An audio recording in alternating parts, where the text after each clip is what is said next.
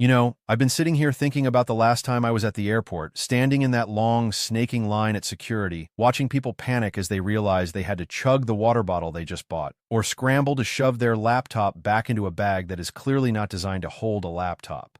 And it got me wondering about the real gap between what we think is going to happen at the checkpoint and what actually ends up happening. I mean, you watch the news, you scroll through social media, and you see these horror stories about people getting tackled for a butter knife in their carry-on, or someone getting their grandmother's perfume confiscated because it was technically a liquid. But then you also see those guys who walk through with a full set of golf clubs and nobody blinks. So what is the actual deal? Why does it feel like the rules change depending on which airport you're in, which TSA officer is having a bad day, or what phase the moon is in?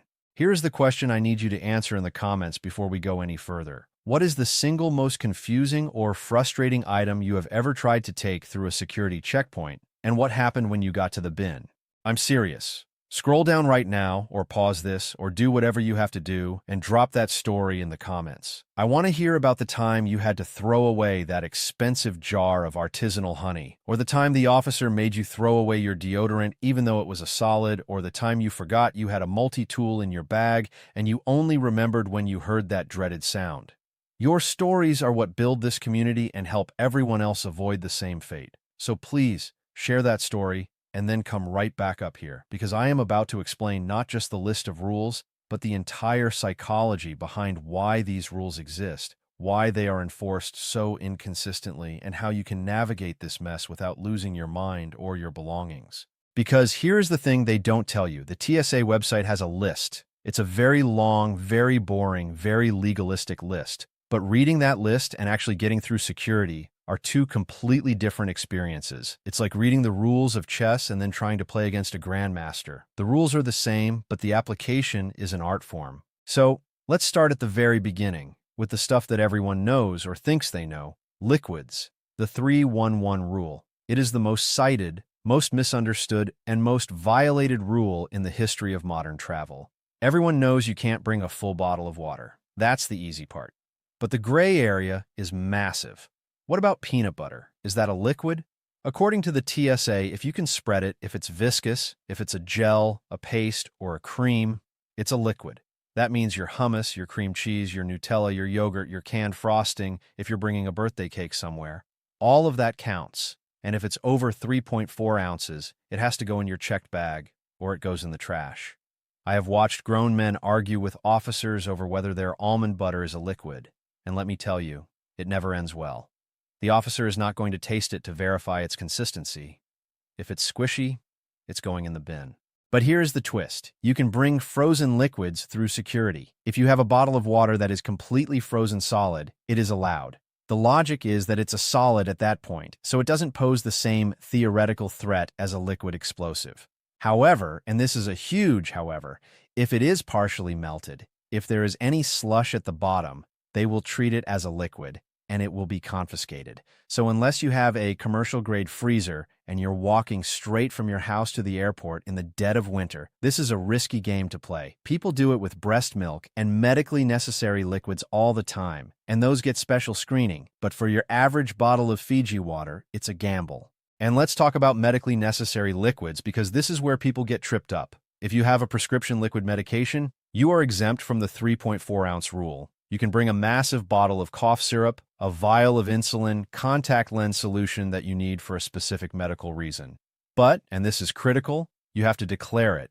You have to take it out of your bag and tell the officer, "I have medically necessary liquids." They will then take that bottle and they will test it. They will swab it, or they might open it and use a little test strip to make sure it's not an explosive precursor. This takes time. It takes an extra 2, 3, maybe 5 minutes. So if you are running late for your flight and you whip out a gallon of saline solution, you are going to miss your plane. Plan for the extra screening.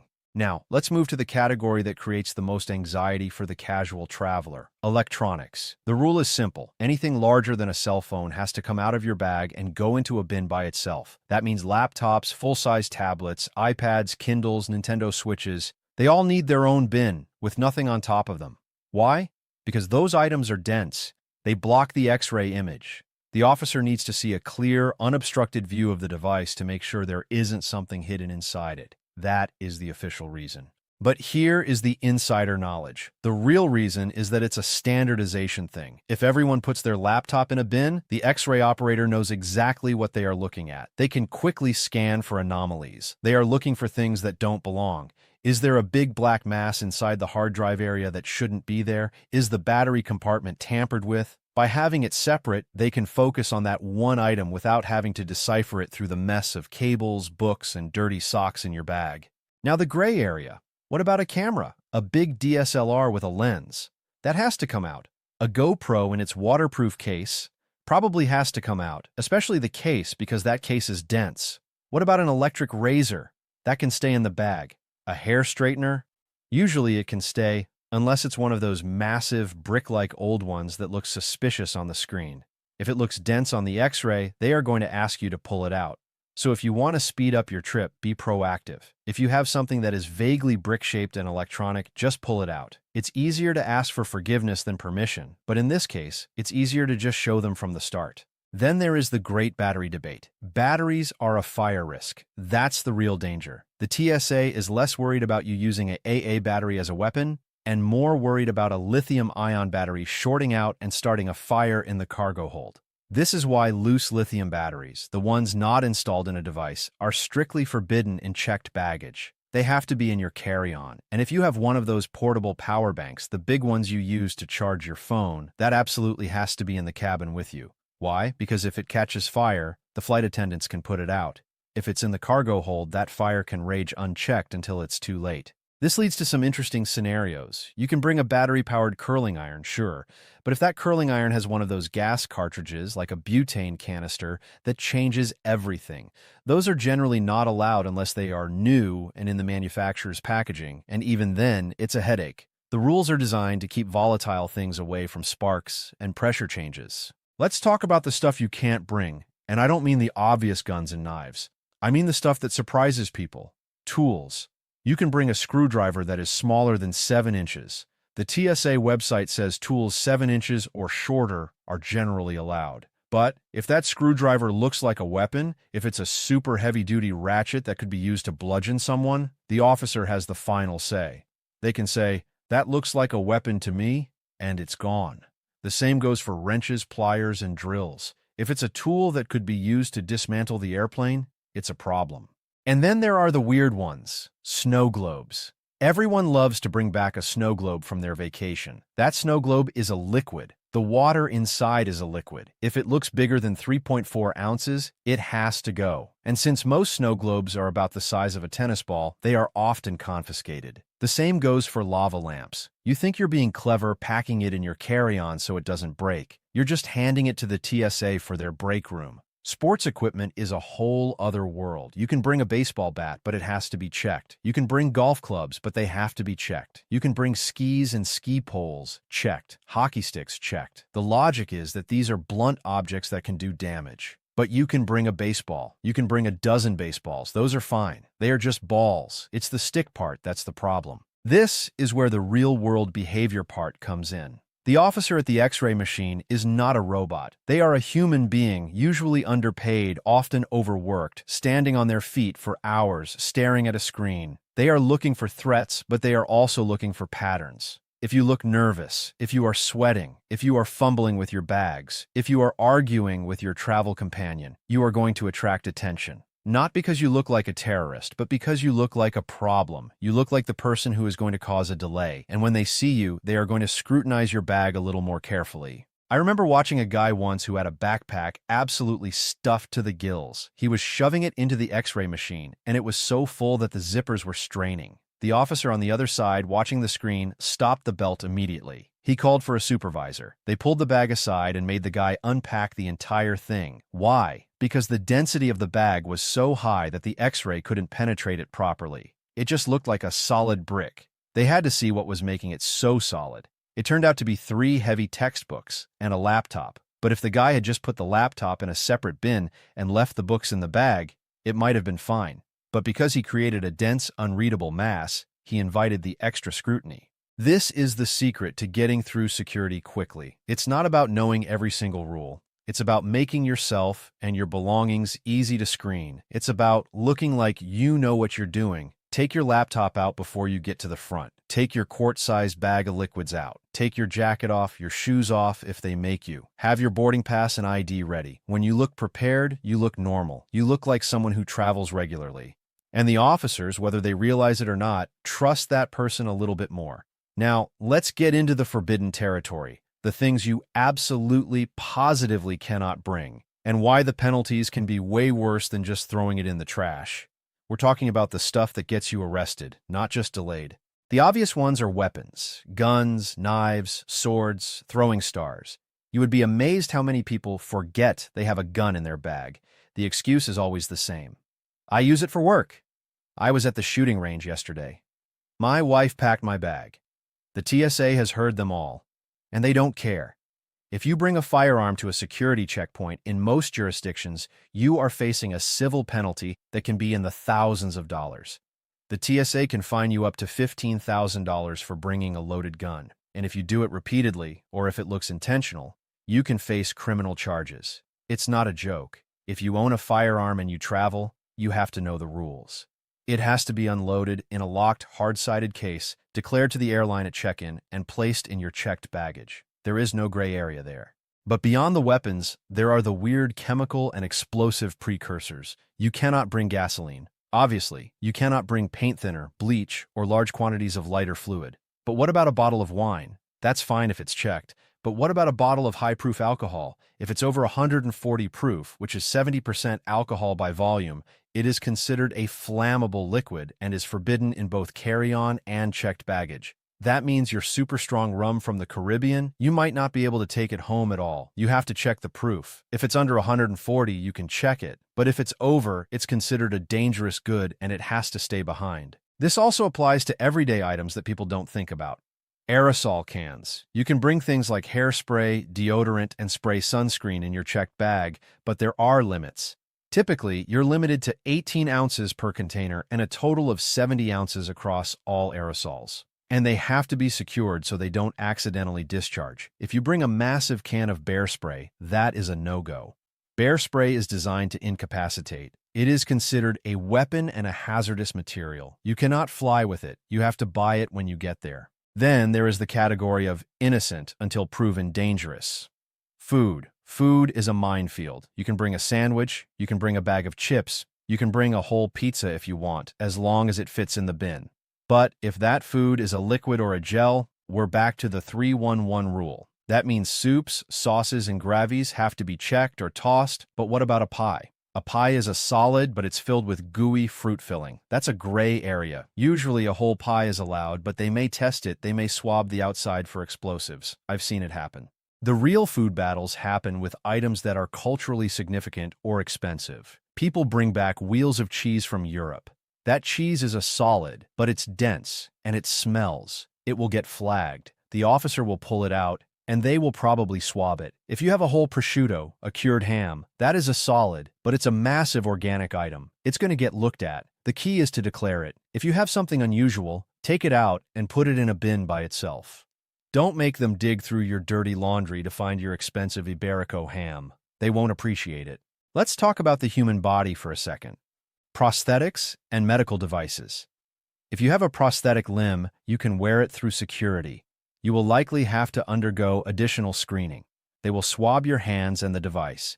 If you have a pacemaker or an implanted defibrillator, you should not go through the metal detector or the body scanner. You have to tell the officer, and they will do a pat-down. This is non-negotiable. The magnetic fields in those machines can interfere with the device. The pat-down is thorough, and it is done by an officer of the same gender, and you have the right to request a private screening if you are uncomfortable. And for the love of all that is holy, if you are wearing a cast, be prepared. A cast is dense. It will trigger the alarm on the body scanner. They will swab it. They might use a trace detector to make sure there is no explosive residue. If you have a cast, get to the airport early. You are going to be there for a while. Now, I want to circle back to something I hinted at earlier, the inconsistency. Why does one airport let you keep your shoes on while another makes you take them off?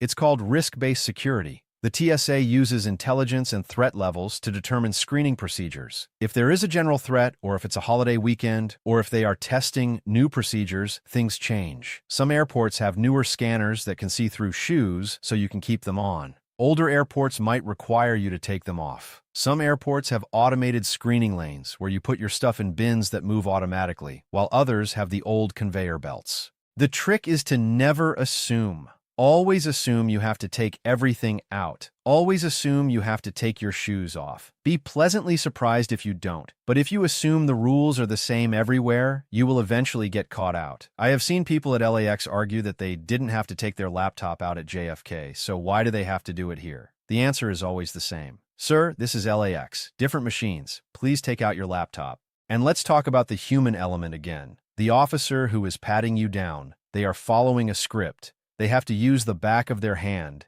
They have to go from your wrists to your shoulders, down your torso, around your waist, down each leg. It is a standardized procedure. If they deviate from that, they can get in trouble. So when you're getting a pat down, don't talk. Don't make jokes. Don't try to help them by lifting your arms higher. Just stand there and let them do their job. The faster you stand still and stay quiet, the faster it's over. Now, I want to address the question that is probably burning in your mind. What about CBD oil? What about marijuana? This is the biggest gray area in American air travel right now. State laws and federal laws are colliding, and airports are federal property. The TSA is a federal agency. They follow federal law. Federally, marijuana is a Schedule I controlled substance. It is illegal.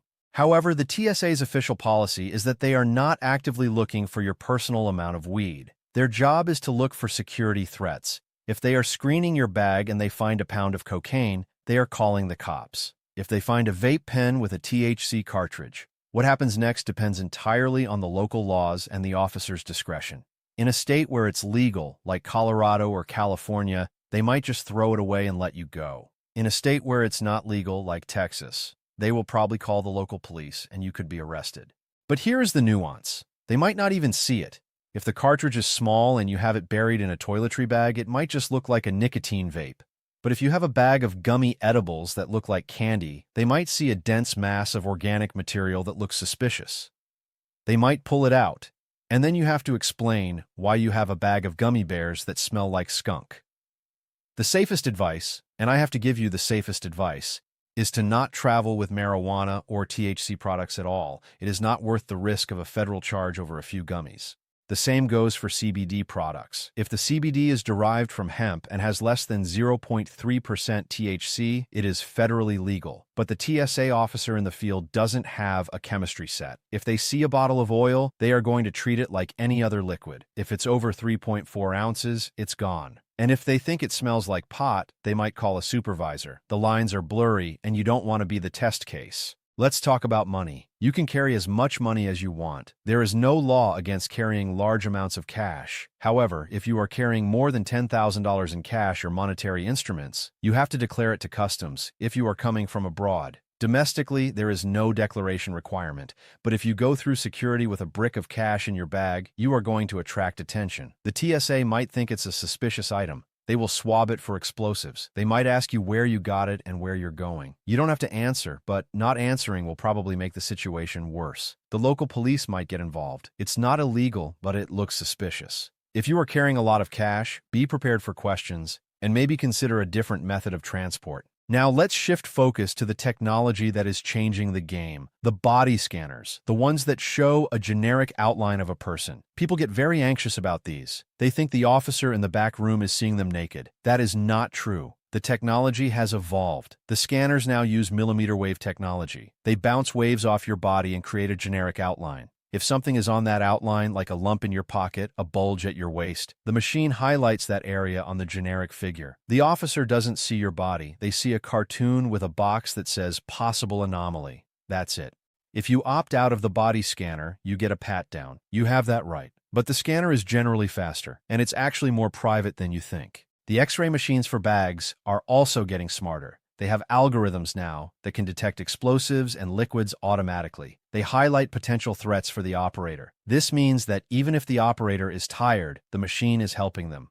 It's a safety net. But it also means that things that look weird, even if they aren't threats, get flagged more often. So, what does this all mean for you, the traveler? It means you have to be an active participant in your own security screening. You cannot just show up and zone out. You have to think about what is in your bag. You have to think about how it looks on a screen. You have to think about the person looking at that screen. For example, if you are traveling with a lot of camera gear, put it in a dedicated bag. Take out the big lenses and put them in separate bins. If you have a lot of cables, bundle them up. Loose cables look like snakes on an X-ray.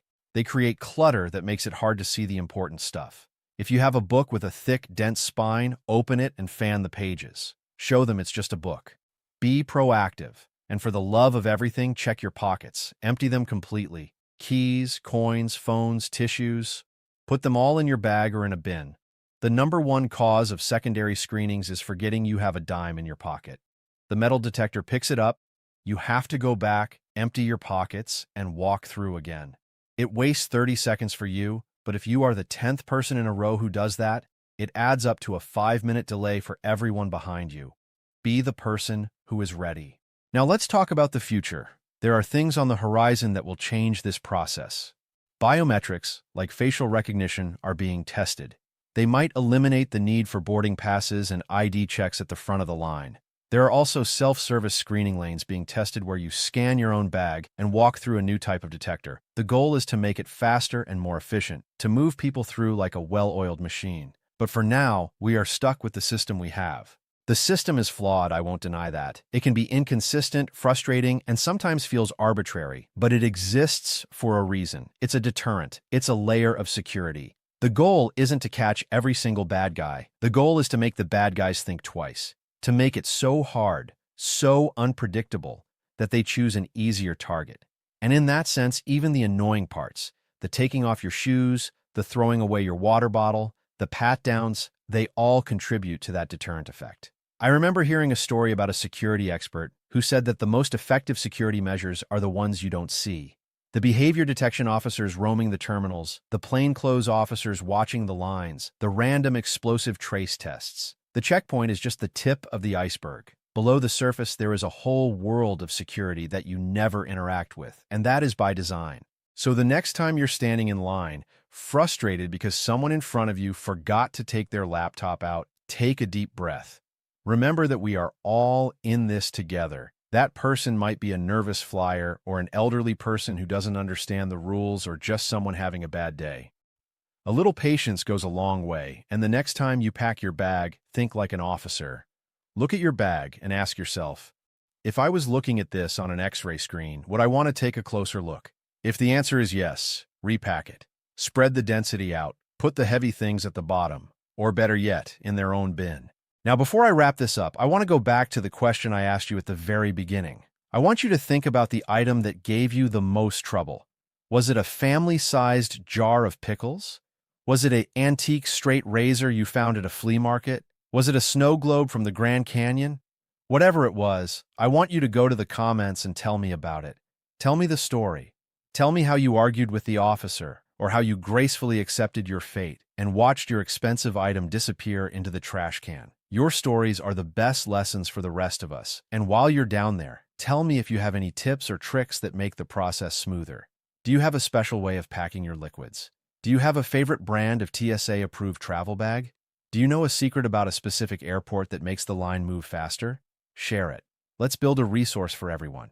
Because at the end of the day, air travel is a shared experience. It's a miracle of modern logistics that we can get into a metal tube and fly through the air at 500 miles per hour and land safely in another city just a few hours later. The security checkpoint is the price we pay for that miracle. It's the toll booth on the highway to the sky. And if you know the rules, if you understand the reasoning, if you approach it with a little bit of knowledge and a little bit of patience, you can get through that toll booth without losing your mind or your shampoo. So go ahead, pack your bags, check your liquids, and get ready for your next adventure. And when you get to the airport, remember everything we talked about here. Take a breath, be prepared, and know that you are now one of the informed ones. You are the person who knows why you can bring a frozen turkey, but not a jar of gravy. You are the person who understands that the rules are both rigid and flexible. You are the person who won't be caught off guard.